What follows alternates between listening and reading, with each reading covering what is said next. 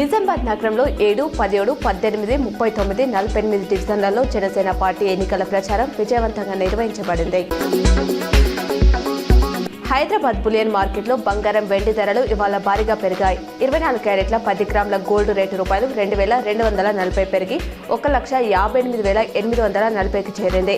22 క్యారెట్ల 10 గ్రాముల పసిడి ధర ₹2,050 ఎగిసి 1,45,600 పలుకుతుంది.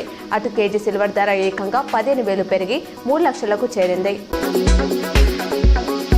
మున్సిపల్ ఎన్నికల సందర్భంగా నేడు సాయంత్రం నుంచి 11వ తేదీ వరకు మద్యం షాపులు మూసివేస్తున్నట్టు అబ్కారీ శాఖ అధికారి మల్లారెడ్డి తెలిపారు. నిజామాబాద్ నగరంలో ఎమ్మెల్యే ధనపాల్ పలు చోట్ల స్ట్రీట్ కార్నర్ మీటింగ్లలో పాల్గొన్నారు. మున్సిపల్ ఎన్నికల్లో బీజేపీ కార్పొరేటర్ అభ్యర్థులను గెలిపించాలన్నారు. నిజామాబాద్ నగరంలో మాజీ ఎమ్మెల్యే బిగాల గణేష్ గుప్తా పర్యటించారు. పలు చోట్ల స్ట్రీట్ మీటింగ్లలో మాట్లాడారు. రానున్న మున్సిపల్ ఎన్నికల్లో బీజేపీని గెలిపించాలని కోరారు. ఆర్మూర్ మున్సిపల్పై బీజేపీ కాషాయ జెండా ఎగురవేసి పార్టీ సత్తా చూపుతామని ఆర్మూర్ ఎమ్మెల్యే పైడి రాకేష్ రెడ్డి ధీమా వ్యక్తం చేశారు. ఆర్మూర్ పట్టణంలోని పలు వార్డులలో స్థానిక బీజేపీ అభ్యర్థులతో ఆర్మూర్ ఎమ్మెల్యే పైడి రాకేష్ రెడ్డి ఎన్నికల ప్రచారం నిర్వహించారు. గ్రామీణ ప్రాంతాల్లో పేద ప్రజలకు అండగా లయన్స్ క్లబ్లో సేవలు మరింత విస్తరించాలని లయన్స్ అంతర్జాతీయ డైరెక్టర్ ఘట్టమనేని బాబురావు అన్నారు.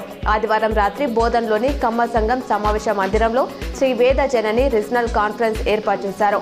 సమావేశంలో ఆయన మాట్లాడుతూ ప్రపంచవ్యాప్తంగా లయన్స్ క్లబ్ సేవలో ప్రజలకు అందిస్తుందని అన్నారు.